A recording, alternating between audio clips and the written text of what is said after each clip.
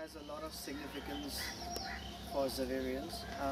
These were not erected till 1983.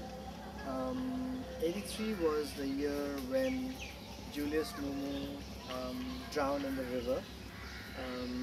The river actually cost the lives of two or rather three people as per the records go. One was Julius Mumu in 1983, and then of course it was Animesh and Sujat way before that.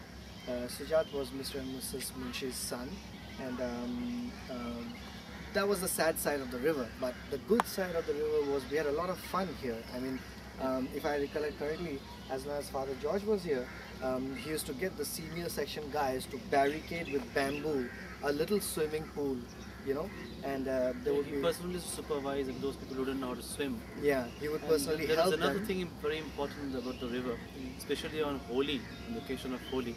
There used to be two huge hired country boats, and they used to row and take us to the other side of the Ganges. Yeah. And the tents were pitched there. There were cooks and there were teachers there, and the part of the Ganges were barricaded, and we played Holi there. We played with colors, and there's a big island there. There's much of greenery now. There used to be it was a barren island at that point. And we could get down and dirty, and there were, I remember there were sugarcane plantations. There was a river dolphin just now. Very rare species actually.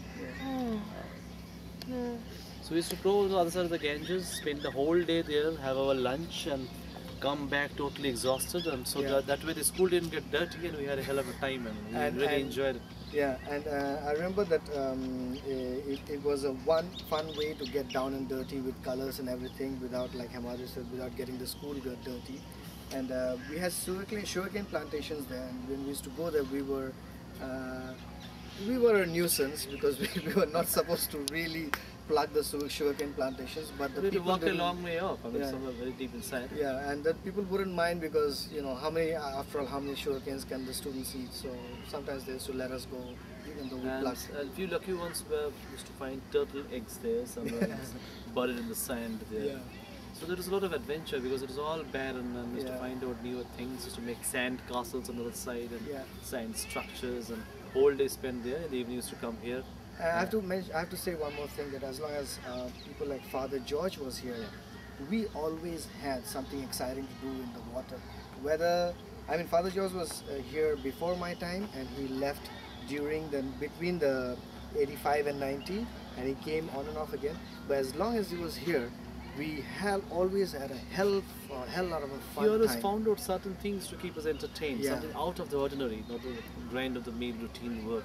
Taking us to there, I'm supposing somebody gave a motorboat, he took us for a ride around, and then I think it was one of those motorboat kayak rides that actually sucked in Julius. This 80 is there. The canoe, sailboat canoe converted to canoe, that kind of stuff.